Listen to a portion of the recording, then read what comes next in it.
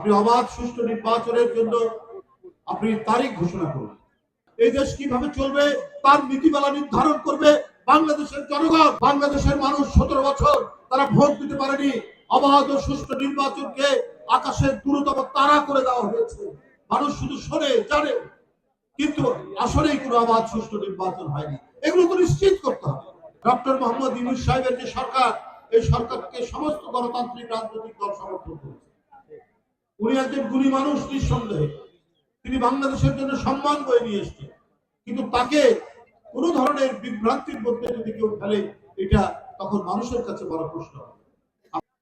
আপনি বলুন যে এত সময়ের মধ্যে নির্বাচন হবে এবং অবাধ সুষ্ঠু নির্বাচন, যদিও সেই বিষয়ে তিনি বারবার বলছেন। সুতরাং আমরা এই বিষয়ে আর কোনো কথা বলতে চাই না। সরকার যথাযথ উদ্যোগ গ্রহণ করবেন এবং সত্যিকার অর্থে একটা শক্তিশালী গণতন্ত্র, যেখানে প্রত্যেকটি মানুষ স্বাধীন থাকবে। শেখ হাসিনার আমলে আমরা কথা বলতে ভয় পেতাম, আমরা ডান দিকে তাকাতে ভয় পেতাম, বাম দিকে তাকাতে ভয় পেতাম। কখন গোয়েন্দা পুলিশ আমাদেরকে গ্রেপ্তার করে কিনা, কখন আইন শৃঙ্খলা বাহিনী আমাদেরকে তুলে নিয়ে যায় কিনা, আমি এই সমাবেশ করতে পারবো কিনা, এর কোনো নিশ্চয়তা ছিল না। আজকে কমপক্ষে সেই নিশ্চয়তা হয়েছে। নির্ভয়ে আমরা এসে কথা বলতে পারছি, আমরা সত্য উচ্চারণ করতে পারছি, আমরা আমাদের বক্তব্য রাখতে পারছি, আমাদের দাবিগুলো আমরা রক্ষা করতে পারছি।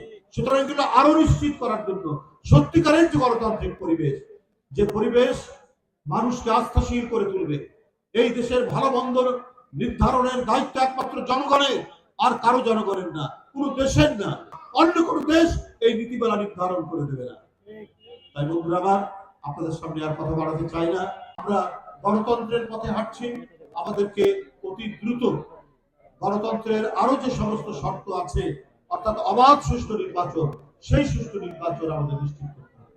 আমরা প্রয়োজনীয় যে সংস্কার, প্রয়োজনীয় যে সংস্কার, আমাদের জাতীয় সংসদ, সংবিধান, আমাদের পুলিশ প্রশাসন, আমাদের জনপ্রশাসন, সবকিছুর মধ্যে সংস্কার দরকার।